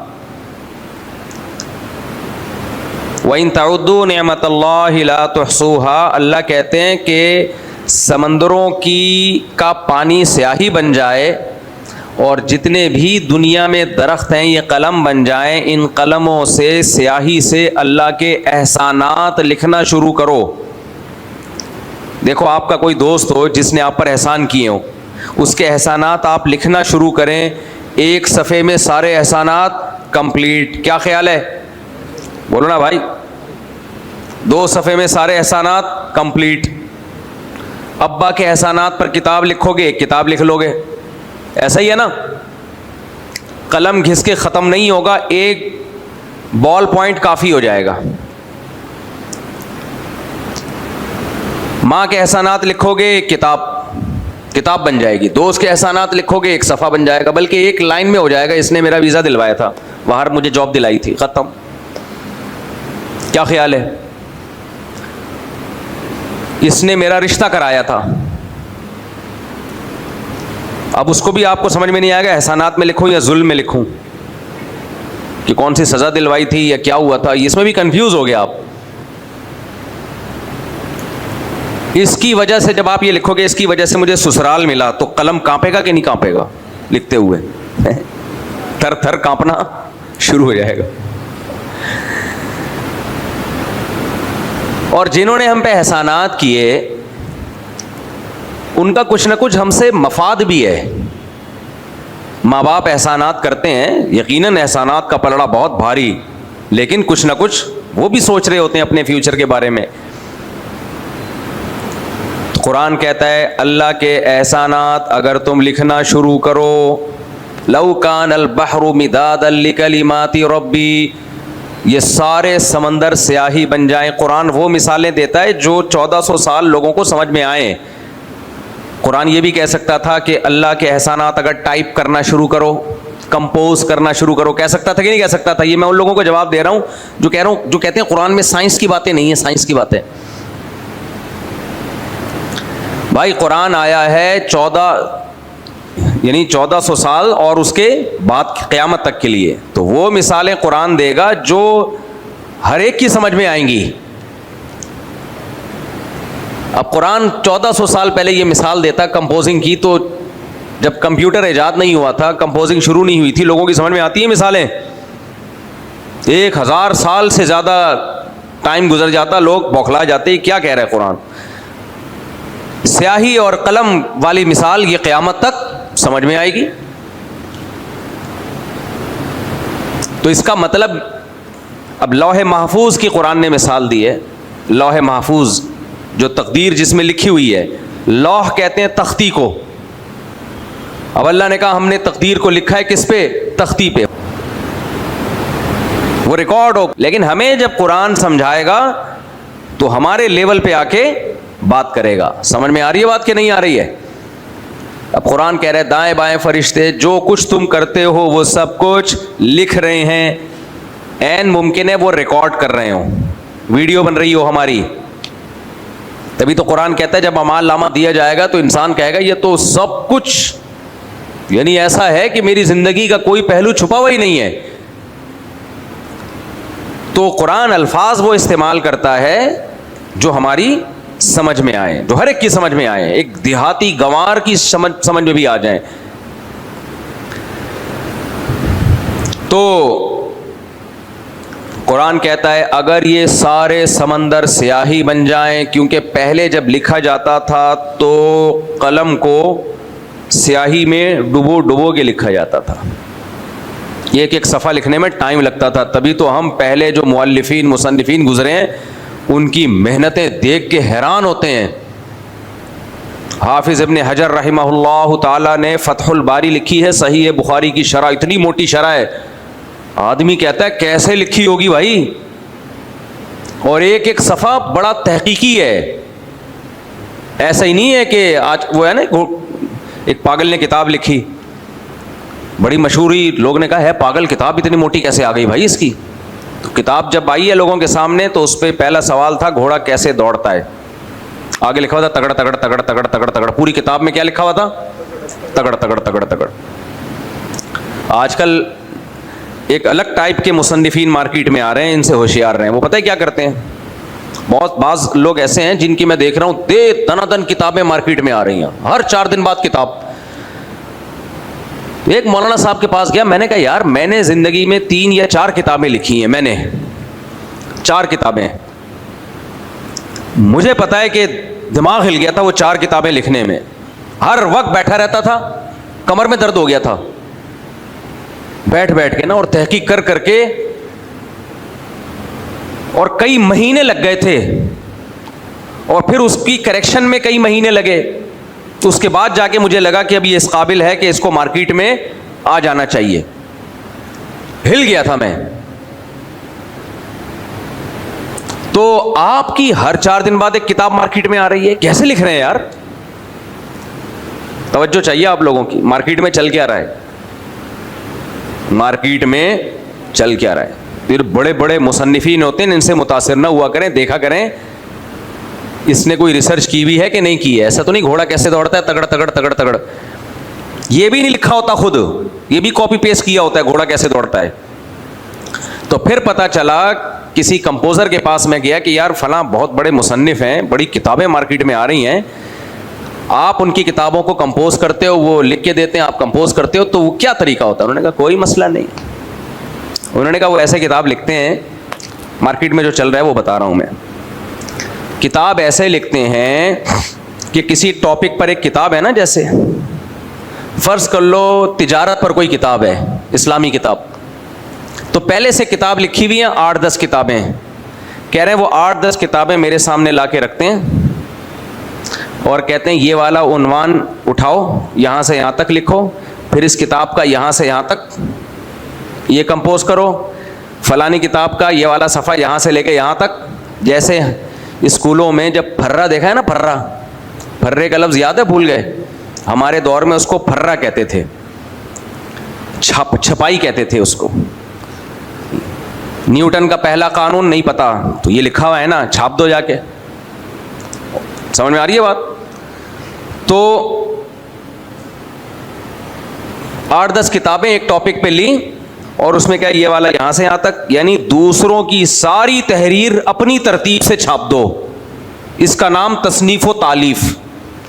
नहीं आ रही मेरा ख्याल है बात? मैंने 2006 में किताब लिखी थी 4 शादियों पे, जो बड़ी मारिकतुल आरा किताब है। अल्लाह ताला जो उस किताब को पढ़ के दुनिया से गए हैं, अल्लाह उनकी मग़फ़िरत फरमाए, उनके दर्जात को बुलंद फरमाए। बहुत से लोग वो किताब पढ़ने के बाद फालिज का शिकार हो गए। ये किताब पढ़ी है तो बेगम ने देख लिया ना पढ़ते हुए, उनको कुछ ने अमल की कोशिश की, उस वजह से कुछ पढ़ने की बात ही चले गए दुनिया से।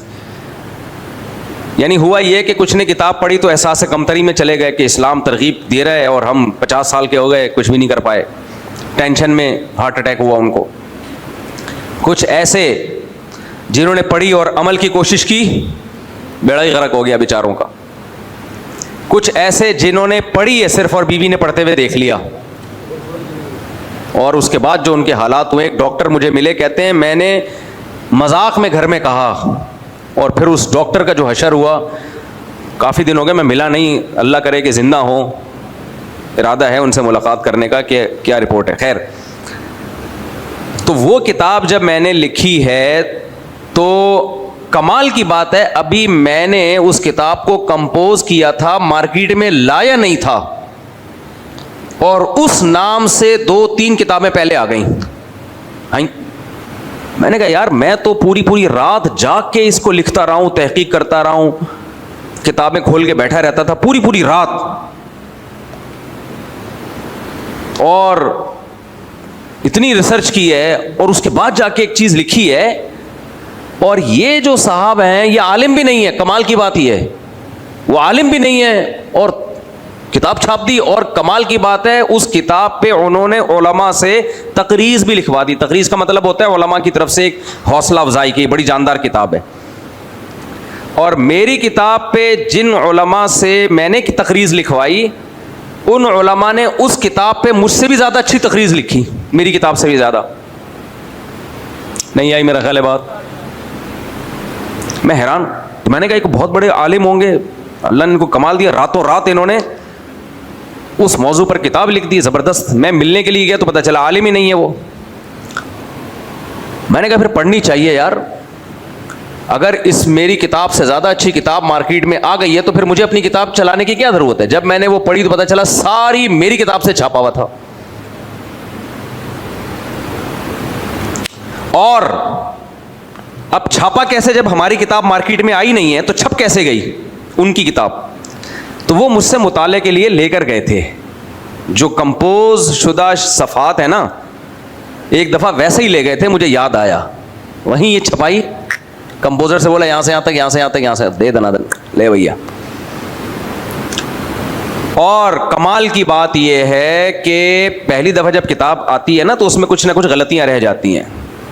जैसे कोई हदीस थी, उसका रेफरेंस मैंने दिया, किताब का नाम कंपोजिंग में गलती से गलत नाम पड़ गया हदीस का, तो वहाँ भी वो नाम क्या था, गलत। उनको ये भी नहीं पता था कि असल नाम ये नहीं है, ये तो कंपोज़र की गलती से हुआ है। इल्म का लेवल ये था उनका। किसी आलिम की किताब का हवाला दिया, वो किताब का नाम गलत डल गया, तो वो उन्होंने भी वो नाम क्या डाला हुआ था, गलत। क्योंकि छपाई में ऐसा ही होता है ना। और कुछ हदीसें ऐसी थीं जो मैंने इसलिए नहीं लिखी कि जो ज़ईफ़ होने की वजह से उन्होंने कहीं नेट से उठा के वो भी डाल दी, हालांकि मैंने तर्क कर दी थी कि ये सही हदीसें नहीं हैं। उन्होंने गूगल पे लिखा होगा तो वहाँ से उठा के वो ऐड कर दी कि भाई हमारी कुछ इजाफों के साथ है ये। मैंने कहा वाड़े वाह, ये चल रहा है किसमें, मार्केट में। फिर एक और आ गई उसी मौजू में, तो दनादन छपाई चल रही थी।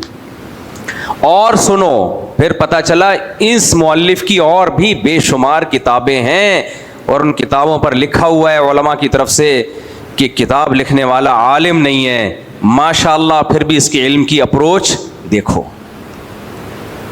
उन्होंने उलमा को भी धोखा दिया। तो समझ में आ रही है बात कि नहीं आ रही है? मार्केट में धोखे चल रहे हैं। तो मैं बात कहाँ से मैंने शुरू की थी, कहीं और निकल गया मैं। नहीं, वो किताब पे कहाँ से आया। तहकीकी काम करने में टाइम लगता है ठीक ठाक। माजी करीब के उलमा में एक बहुत बड़े आलिम गुजरे, हज़रत मौलाना सरफराज ख़ान सफदर साहब रहिमहुल्लाह ताला, गुजरांवाला के थे। आप उनकी किताबें पढ़ें तहकीकी, एक सफ़ा पढ़ता है ना इंसान, एक सफ़ा, तो अंदाज़ा हो जाता है कि इस एक सफ़े में कम से कम 1-1.5 महीना लगा होगा इनको लिखने में। एक सफ़े में 1-1.5 महीना लगा होगा इनको। तो हाँ, मैं ये अर्ज़ कर रहा था कि पहले ज़माने में किताब लिखी जाती थी, कलम को डुबोया स्याही में और एक लफ्ज़ लिखा, फिर दूसरा लफ्ज़, फिर तीसरा लफ्ज़। हमारे अकाबिर उलमा ने, इब्न हजर रहमहुल्लाह की मैं मिसाल दे रहा था, फ़तहुल बारी की इतनी मोटी जिल्दें और इतना तहकीकी काम कैसे कर लिया उन्होंने। उन लोगों की तहरीरें देख के अंदाज़ा होता है किस कदर मेहनती लोग थे वो। पहले ज़माने में मेरे भाई सदियों तक रिसर्च और तहकीक मुसलमानों ही का काम था। 500-600 साल पहले अगर आप जाएं ना आज से, तो आपको मुस्लिम के अलावा दुनिया में कोई भी इल्मी कामों में आगे नज़र नहीं आएगा आपको। अब हम फारिग होते जा रहे हैं अल्हम्दुलिल्लाह। अब हमारे यहाँ मज़हब में ऑल्टरनेट क्या आ गया है। पहले हमारा मज़हब क्या था, तहकीक और रिसर्च। समझ में आ रही है बात? चाहे दीन की हो चाहे दुनिया की हो। जब से हमारी हुकूमतें कमज़ोर हुई, खिलाफतें ख़त्म हुई, मगरिबी दुनिया का हम पे तसल्लुत हुआ, उसके बाद से हमारा मज़हब खाना पीना, जिन चुड़ैल, भूत, अमलियात, फलीते पलीते, ये है, ये क्या बन गया है, दीन। माशाल्लाह बहुत तरक्की पर हैं आजकल मुसलमान। फिर मैं ये टॉपिक पे आऊँगा तो फिर आपको पता है कि ये मेरा फेवरेट टॉपिक है, आमिलों को गालियाँ देना, बुरा भला कहना। तो फेवरेट टॉपिक पर आया तो फिर मैं ही अपनी मन में ही खुश होता रहूँगा, आप थोड़े बोर हो जाएंगे, तो मैं इसलिए टॉपिक को, बाज़ टॉपिक ऐसे होते हैं कि मुझे जब खून बढ़ाना होता है तो मैं वो छेड़ देता हूँ। मुझे अगर कमज़ोरी महसूस हो ना, थकावट महसूस हो, तो आमिलों को बैठे बैठे गालियाँ देना शुरू करता हूँ, एकदम जिस्म में करंट भरना शुरू हो जाता है, इतना मज़ा आता है। तो और 2 नंबर आमिलों को नहीं, ये जहन में रखना। लोग कहते हैं हाँ 2 नंबर आमिल लोग, नहीं 1 नंबर को, 2 नंबर को। इतने फारिग नहीं है कि हम 2 नंबरों को बुरा भला कह के अपना टाइम ज़ाया करें। खैर जी, आगे चलते हैं हम। बड़ी मुश्किल से मैं ब्रेक लगा रहा हूँ, दिल अभी बहुत चाह रहा है, लेकिन आप लोग की खातिर कुर्बानी दे रहा हूँ मैं, आपकी खातिर बहुत बड़ी कुर्बानी दे रहा हूँ। ये आपको एहसास नहीं है कि आप लोग कहेंगे हम ये आमिलों का सुनने नहीं आए आपसे। अच्छा खैर, तो अल्लाह ताला कुरान मजीद में कहते हैं कि अगर ये कलम, दरख्त जितने भी हैं ये कलम बन जाएं और समंदरों का पानी ये स्याही बन जाए और तुम अल्लाह की नेमतों को लिखना शुरू करो तो कलम आहिस्ता आहिस्ता घिसेगा और स्याही आहिस्ता आहिस्ता खुश्क होगी। अल्लाह की नेमतें गिनना शुरू की। मैं जब पैदा हुआ तो पैदा होते ही मेरे रब ने मेरी माँ की छातियों में दूध पैदा किया ताकि मैं भूख से बिलबिलाऊं नहीं। पैदा भी उस जगह किया, माँ की गोद में, जो माँ बच्चे को सबसे ज़्यादा महबूब, आपको आपकी महबूब जगह पे, महबूब लोकेशन पे खाने का इंतज़ाम आपके लिए हो जाए। देखो एक गंदे नाले पे भी हो सकता है। आपके दोस्त ने आपकी दावत की, बोला कि भाई मैं तेरे लिए बिहारी बोटी बना रहा हूँ, नमकीन गोश्त बना रहा हूँ, आजा भाई अफ़गानी बोटी। बकरीद का पानी आ रहा है मुंह में। खैर, लोकेशन क्या है जी? गंदे नाले के ऊपर बैठ के खाएंगे। आप कहोगे यार इतना अच्छा खाना खिला किधर रहा है गंदे नाले पे? 2 दरिया ले जाता, शनवारी ले जाता, या कहीं डिफेंस क्लिफ्टन के किसी अच्छे होटल में ले जाता।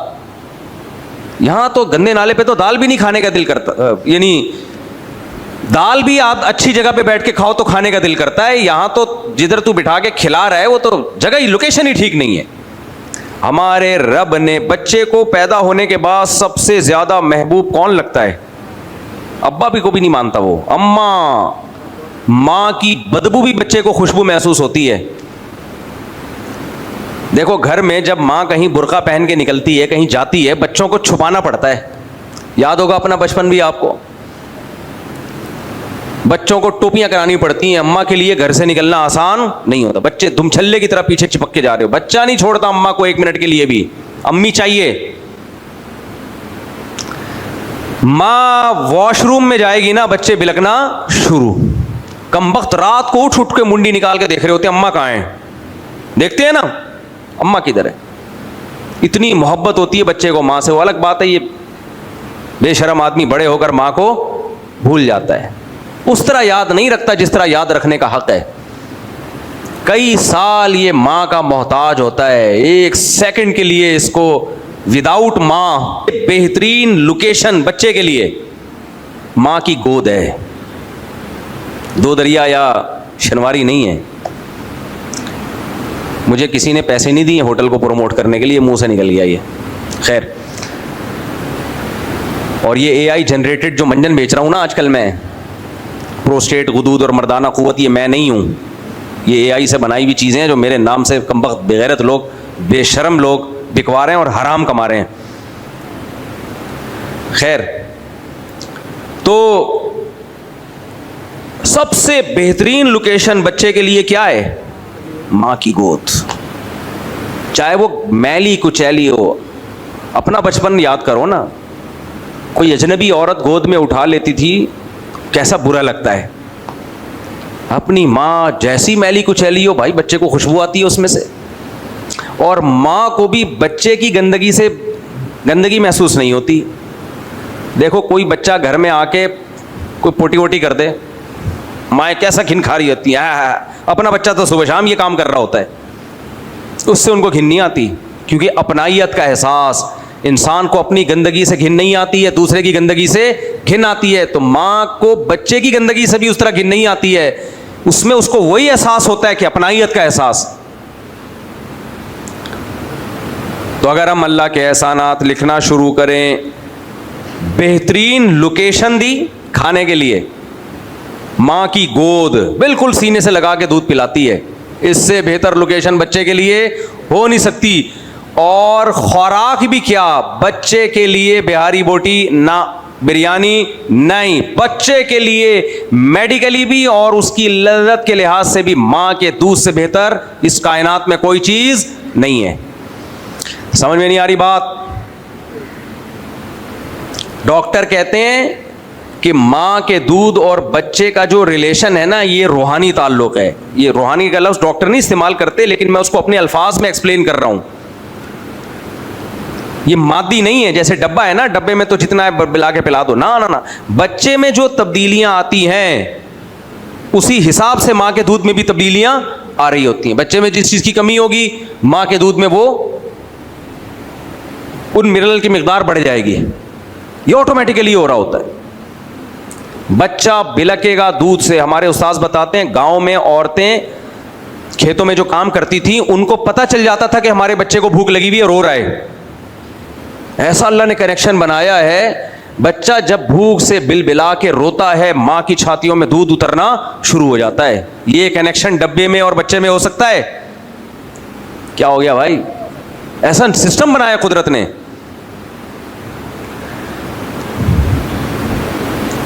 तो ये एक नेमत, आप एक सफ़ा तो इसी को एक्सप्लेन करने में लग जाएगा, इसी को एक्सप्लेन करने में। फिर मोहब्बत मिलती है, सरपरस्ती करने वाला बाप मिलता है। मां अकेले बच्चे को नहीं पाल सकती अगर शौहर का साया ना हो। जो इतनी मोहब्बत से बच्चों को पालती है, सरपरस्ती किसकी होती है? बोलो ना, मर्द की। तभी वो महफूज होके पालती है। एक तो जब भी मैं कुछ बातें करता हूं, कुछ औरतों की तरफ से बड़े तबीयत से गालियां नीचे आती हैं कमेंट्स में। कुछ दिन पहले मैं ये कह रहा था कि माँ जो है बच्चे को पालती है तो बाप का साया होता है, बाप की सरपरस्ती में अगर बाप का साया ना हो तो उस इज्जत के साथ बच्चे को पाल नहीं सकती। तो कुछ खवातीन दबा के, ऐसा लग रहा था तवे पे बैठ के कमेंट्स कर रही हैं, हमारे मियाँ तो बच्चे ही पैदा कर रहे हैं, आज तक बच्चों का खर्चा नहीं उठाया उन्होंने, हमारे मियाँ तो ऐसे बच्चे पैदा हो रहे हैं। मजाल है अगर मियाँ बच्चों का खर्चा उठाए तो हमें कोई तकलीफ नहीं है कि हम बच्चे पैदा करें, खर्चा नहीं उठाते, ये नहीं है वो नहीं है। भाई मैंने एक जर्नली बात की है, जो कमबख्त खर्चा नहीं उठा रहा तो वो मेरा कसूर थोड़ी है। मैंने थोड़ी कहा कि खर्चा नहीं उठाओ। एक मोटा आदमी मर गया, लोग कंधा नहीं दे रहे उसको, उसके बच्चे कह रहे हैं महल्ले वालों से कंधा तो कह रहे हैं हमने थोड़ी मारा है। भाई कंधा आसान देना, इतना भारी था उसको कंधा देना आसान नहीं था। लोग कह रहे हैं हमने थोड़ी मारा है, हम कंधा देंगे तो हमें कौन कंधा देगा, सवाल पैदा होता है। इतना भारी आदमी था ना कि लोग कह रहे हैं इसको हमने कंधा दिया तो हमें कौन कंधा देगा। तो उन खवातीन से जिनके मियाँ जालिम हैं, बच्चों का खर्चा नहीं उठा रहे, उनसे मैं कहता हूं कि वो मैंने उनको नहीं कहा तो उनका गुस्सा मुझ पे क्यों उतार रही हो भाई। मैं तो जर्नली मियाँओं की बात कर रहा हूं। आम तौर पर जो मार्केट में जो मियाँ चल रहे हैं वो आम तौर पे बच्चों का खर्चा उठाते हैं, मेजॉरिटी उठाती है खर्चा, अल्हम्दुलिल्लाह सारा खर्चा उठाती है मेजॉरिटी। तो चंद मुस्तस्नायात तो होते हैं, वो तो जालिम लोग हैं, वो तो बेशरम बेगैरत लोग हैं, उनको तो जितनी गालियां दी जाएं कमबख्तों को, आमिलों से ज्यादा गालियां तो खैर मैं नहीं दूंगा, लेकिन बहरहाल जितनी गालियां दी जाएं कम है।